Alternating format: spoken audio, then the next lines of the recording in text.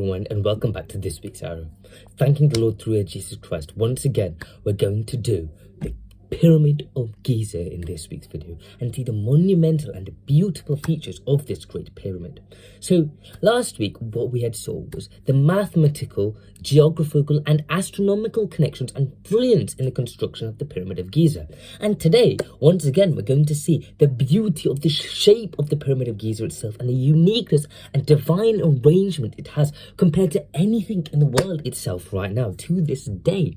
Because we have to see, normally when it comes to the construction of a specific object that in the world, there is always a fundamental base through the structure, as it's through the base of the structure, which is normally at the bottom of the structure, that they build up the structure from the bottom to the top, we see.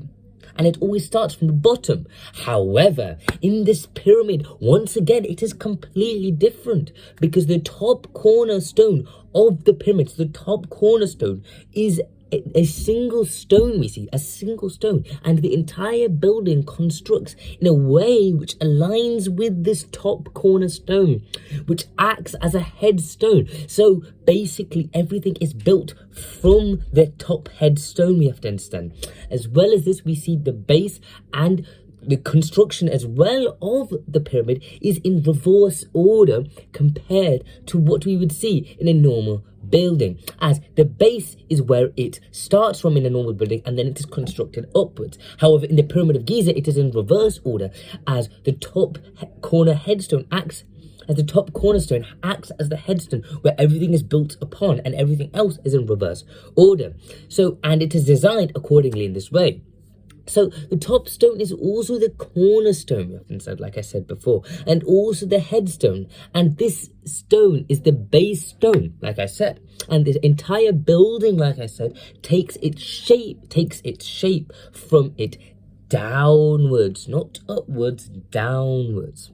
So in a modern building, the headstone cannot be the cornerstone, you see.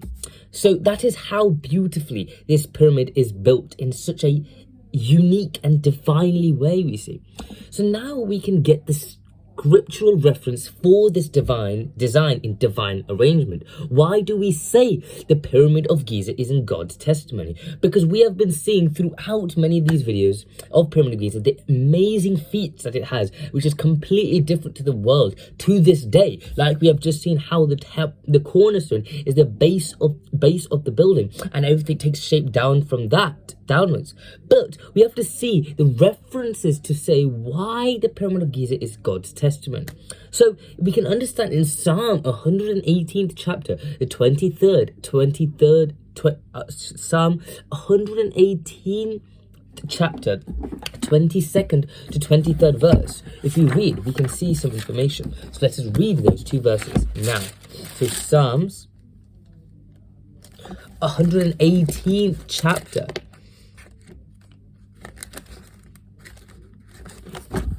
22nd to 23rd verse.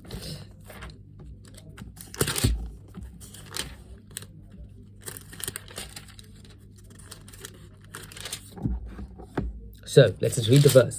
So Psalms 118th chapter, 22nd to 25th verse. It says, "The stone the builders rejected has become the cornerstone."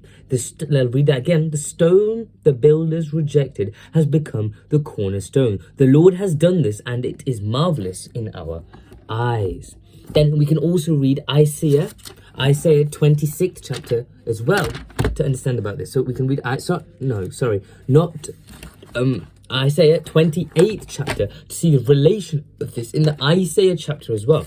So we can read Isaiah 28th chapter, 16th verse now. So let's read that as well. So Isaiah 28th chapter, 16th verse, it says, "So this is what the sovereign Lord says. See, I lay a stone in Zion a tested stone, a precious cornerstone for a sure foundation. The one who relies on it will never be stricken with panic. So I'll read that one more time. It's the 16th verse. So this is what the sovereign Lord says. See, I lay a stone in Zion, a tested stone, a precious cornerstone for a sure foundation. So you can read there, sure foundation. The one who relies on it will never be stricken with panic. So these two scriptures, we have to understand, not only explain to us the importance of the cornerstone and how the cornerstone is what is used to build the shape of the pyramid, but the two scriptures relate with Jesus Christ and how we are built accordingly in the mind of Christ, as he is the head of the church. And Jesus himself reveals, once Israelites rejected him as Messiah, he quoted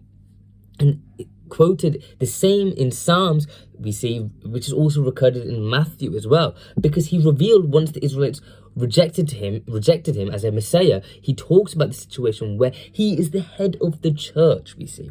And we see how, according to that, then how it builds down to those who come as well, or in the pyramid as well, of that as well. So now we can see how I said that the quote where Jesus reveals that the Israelites rejected him as Messiah was said in Psalms 118, 22nd verse.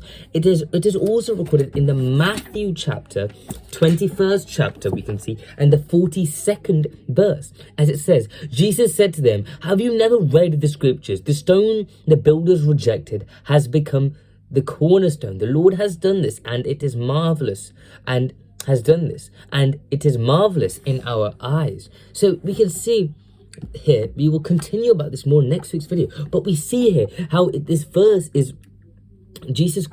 We see how the pyramid relates to Jesus Christ, because how Jesus Christ is the cornerstone, how we are built according towards that cornerstone, because Jesus Christ reveals himself, once the Israelites had rejected him as Messiah, who he truly is, and how he is the cornerstone and the head of the church. And we read that in the Psalms 118th chapter, about in the 22nd verse, where it talks about how he says the stone the builders rejected has become the cornerstone. So the cornerstone indicating Jesus Christ, and they had rejected them because the builders being the Israelites, we see. So we're going to go more in detail about this in next week's video. So that is all for this week's video. I'll see you next week. Bye.